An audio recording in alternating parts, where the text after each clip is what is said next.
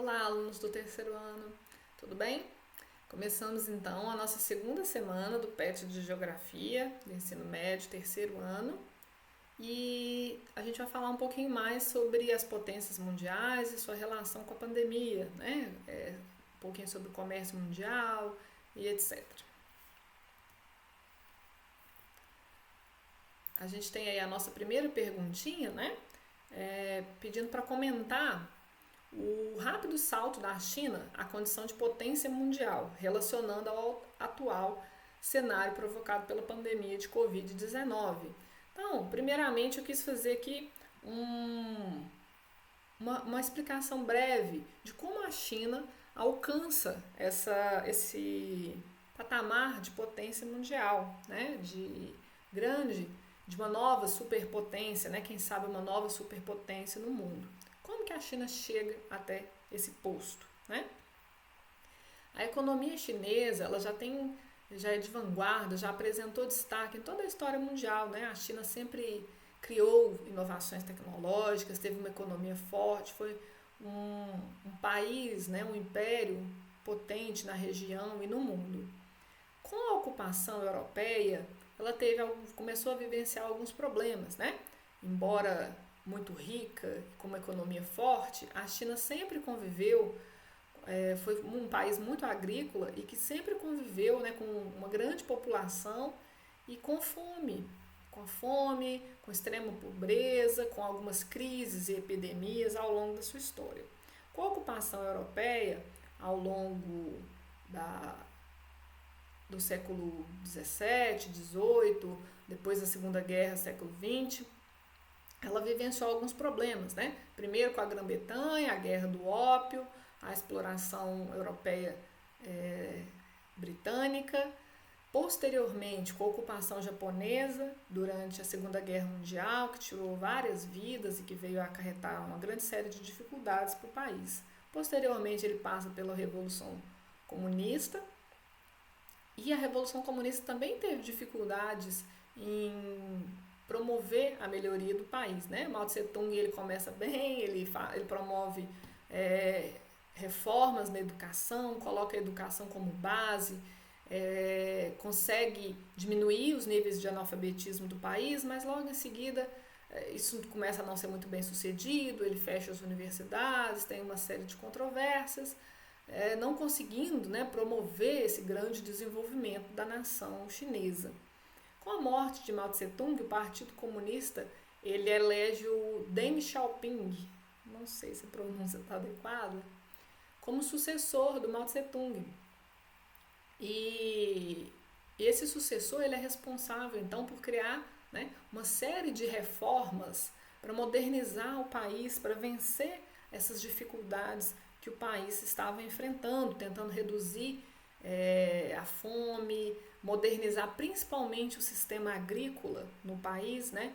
O Deng Xiaoping assume em 1976 ou 78, se não me engano, e começa a promover essas melhorias, né? E aí ele percebe que uma das questões principais é ele abrir o comércio para o investimento estrangeiro para que o dinheiro que entre possa ajudar nessa modernização que o país precisa, o dinheiro vai ajudar nessa modernização e o conhecimento que vai vir com essas empresas estrangeiras vão ajudar nessa modernização.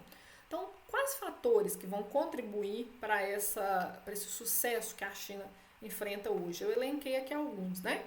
A dimensão territorial é inegável, né? Um país imenso com uma série de recursos naturais, aço, entre outros, né? Uma grande disponibilidade de terras agrícolas. Então, isso obviamente é um fator aliado, né, ao desenvolvimento do país, né, recursos naturais, e um outro fator muito importante, né, o recurso humano, né, uma mão de obra abundante e barata, né, que aí ajudando na promoção de desenvolvimento no país. Então, outro ponto que é fundamental, aqui ó, o segundo ponto, a liberalização do sistema de formação de preço, né, os preços até aquele momento eram fixados pelo Partido Comunista, isso não é atrativo para o mercado, né? Que empresa quer se instalar num país onde os preços vão ser determinados pelo governo e não pelo mercado, né? por ela mesma. Então, quando ele faz essa liberalização do sistema de preços, isso atrai investimentos e empresas estrangeiras e é um fator importante, né, um fator macroeconômico. A liberalização do comércio exterior e o crescimento dos investimentos diretos externos é muito importante, né? A China, ela continua politicamente comunista, mas do ponto de vista econômico ela abre o seu mercado para o capital externo, para o investimento estrangeiro, para capitanear recursos e know-how para ela se desenvolver economicamente. Ela investe muito também na infraestrutura para atrair essas empresas para o país, né? Então, como que ela atrai isso? Gerando a infraestrutura rodoviária, a malha, portos, aeroportos, né? Ela cria também outra coisa importante, zonas econômicas especiais que começam em Hong Kong, depois vão se espalhando por todo o território chinês, descentralizando a produção e desenvolvendo outras regiões pobres do território chinês, né? Levando o desenvolvimento regional para outras regiões. Então isso foi muito importante e muito positivo, né? E aí o Estado chinês ele promove toda essa infraestrutura para atrair o investimento estrangeiro e as empresas estrangeiras. E outra coisa que é fundamental, isso aqui é importante inclusive para mostrar por que a China provavelmente continuará crescendo e muito, que é o investimento em inovação, pesquisa e desenvolvimento, né? A China nesse primeiro momento, ela faz que todas as empresas que se instalem, elas tenham que compartilhar o conhecimento do processo produtivo com os chineses, né? Depois que ela entra na Organização Mundial do Comércio, isso para de acontecer, mas ela tem essa cláusula de que se as empresas vão se instalar, elas precisam ceder esse conhecimento, esse know-how. Ela incentiva a educação, a formação dos seus cidadãos, primeiro momento enviando muitas pessoas para fora para estudar com a obrigatoriedade de retorno ao território chinês para aplicar esse conhecimento para promover o país. Ela incentiva até hoje muito a educação, ela forma uma grande quantidade de cientistas nas diversas áreas do conhecimento todos os anos, ela produz muitos produtos de inovação tecnológica, então isso é muito importante para demonstrar como ela vai continuar crescendo nos próximos anos, né? Então, a China, ela tem e ainda continuará tendo, né? Ela é um dos maiores PIBs mundiais, junto com os Estados Unidos, ela é o segundo maior PIB do mundo, é o PIB que mais cresce anualmente, muito mais que os dos Estados Unidos, né? Então, ela tem uma grande importância aí no contexto internacional e à medida que essa importância dela cresce, os conflitos também surgem, né? Essa importância geopolítica internacional também vai tornando as relações internacionais mais complexas e mais conflituosas. Então, como que vocês responderiam essa primeira questão, né? Eu sintetizei aí um texto que fala que a China sempre teve destaque ao longo da história, que ela teve um crescimento intenso a partir do final da década de 70, com investimentos massivos em educação, pesquisa e desenvolvimento e a abertura do mercado ao comércio exterior, né? Com o crescimento do seu PIB. A China é um dos grandes exportadores mundiais e essa economia tem as bases para continuar crescendo aí nos próximos anos.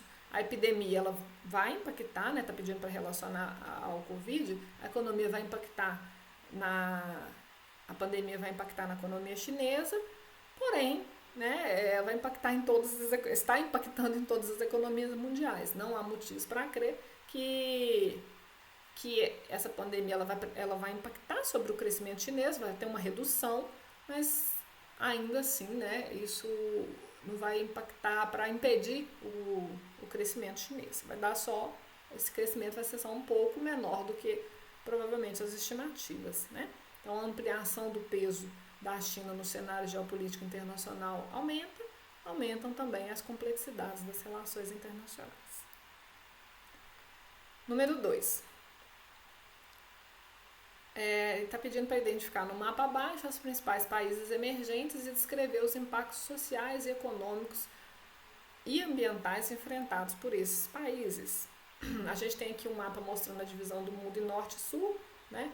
Um termo que não se utiliza atualmente, né? A gente utiliza mais o termo países desenvolvidos, países em desenvolvimento, né, ou subdesenvolvidos, e os países emergentes, que são os que estão em desenvolvimento, né? Ou seja, esses países emergentes é um termo que se refere a países com uma boa economia, uma economia em crescimento, principalmente nos próximos anos, tá? A gente tem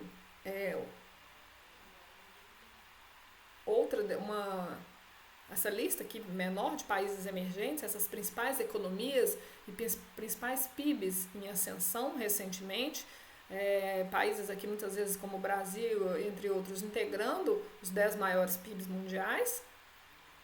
E a gente tem uma outra denominação, que é o G20 comercial emergentes, que está relacionado basicamente à agricultura e a alguns acordos que os países ricos queriam fazer com os países emergentes, esses países emergentes com vocação agrícola, para diminuir os subsídios dos países ricos com relação, para facilitar a comercialização dos países, dos produtos agrícolas dos países em desenvolvimento e emergentes com esses países ricos, né? com o comércio mundial em geral. Tá? Mas aí aqui eu voltei basicamente para esses emergentes aí que, com uma economia tão forte que tem configurado entre os maiores PIBs mundiais. Então são eles, né?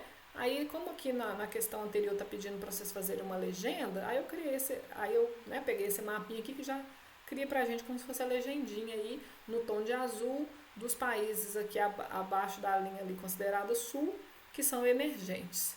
Então, dentre eles a gente tem México, Brasil, Argentina, aqui na América, na Europa, Turquia, aqui na Ásia, Índia, China, Hong Kong, Indonésia, na África, África do Sul, né? Então aí países emergentes, grandes economias, grandes PIBs mundiais. Problemas que eles enfrentam, né, de todas as ordens. Os países emergentes eles têm dificuldades de desenvolvimento, principalmente relacionadas a uma concentração de renda intensa, né? Eles têm uma economia forte, mas eles pecam nos outros aspectos de desenvolvimento social e humano.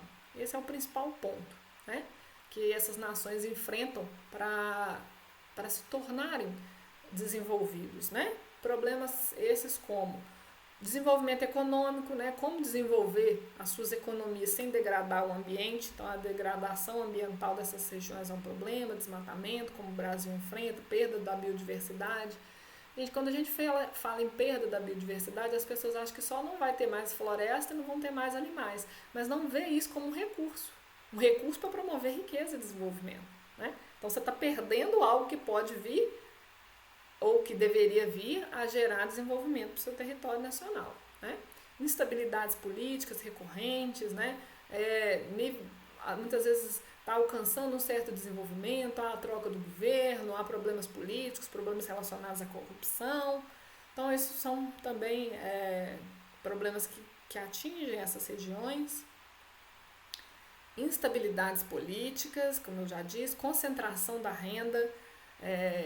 Os países emergentes, eles taxam menos as riquezas que os países desenvolvidos, né? Permitindo o aumento da concentração de renda na mão de poucos, né? Se houvesse uma maior taxação, esse valor poderia ser utilizado para diminuir as desigualdades e as injustiças sociais, e isso não acontece, né? Essa dificuldade de desenvolvimento humano e social, problemas na educação e redução dos níveis de analfabetismo, de melhoria de renda, né? A questão da educação é primordial. O que a gente vê em todos os países desenvolvidos e o que a gente vê que a China fez bem, né, para saltar a uma condição de potência foi isso.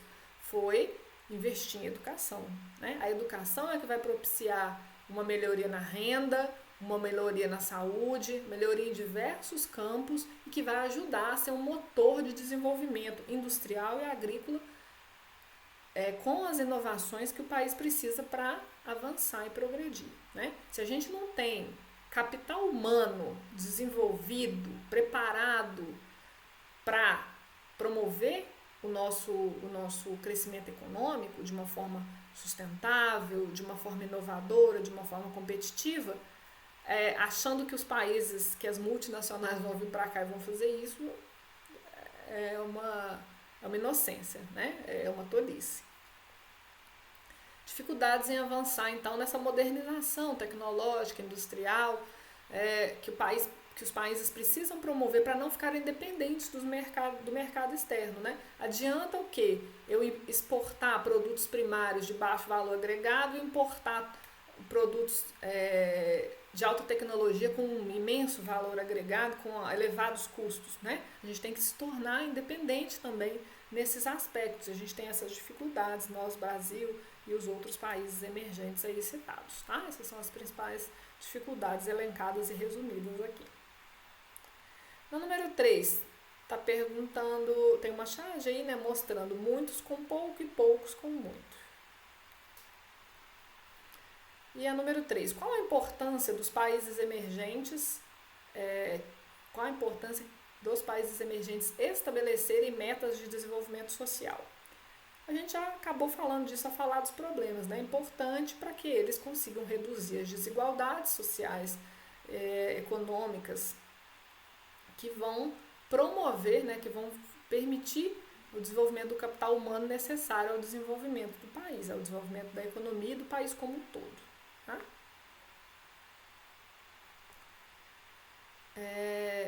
Essas duas perguntas relacionando à charge, né? Em sua opinião, qual o problema indicado na imagem? Justifique. Problema, né? Aí cada um vai ter uma opinião, mas evidentemente, né, o problema representado na charge é a concentração de renda e desigualdade, né? Uma imensa maioria dos detentores do meio de produção e do capital ficam com as riquezas geradas pelo país através dos recursos naturais que são de todos, da riqueza da nação que são de todos, mas na verdade muitos ficam com isso, utilizando o trabalho de vários, né, da grande maioria, poucos obtêm os lucros e muitos obtêm pouquíssimo, né? Quase nada ou muitas vezes os ônus gerados pela degradação do planeta, por acidentes ambientais como o de Brumadinho, né? Entre outros, né? Então a gente tem aí um país que é para todos, mas onde poucos ficam com os lucros. A maioria fica com a fatia mínima e com os problemas gerados na obtenção desse lucro, que muitas vezes é um modelo de desenvolvimento que degrada o planeta. Tá? Então alguns acumulam fortunas astronômicas através do trabalho de uma grande maioria que só fica com as migalhas. Número 5, comente a afirmação. Em vários países emergentes como o Brasil, muitos têm poucos e poucos têm muitos. Para mim a questão até está repetitiva, né? O que a gente falou anteriormente dos países emergentes é o mesmo que se aplica para o Brasil, né? O Brasil ele não taxa riqueza, a taxação de imposto privilegia quem tem mais e cobra imposto de mais de quem tem menos, não gerando políticas de distribuição de renda, né? A gente tem mais política assistencialista do que de distribuição de renda. Pequenas parcelas da população, então, vão acumular as fortunas e o resto vai viver das migalhas, como a gente já falou, né? Então, é isso. Com isso a gente termina essa segunda semana de PET e até a próxima semana. Fiquem bem, fiquem em casa.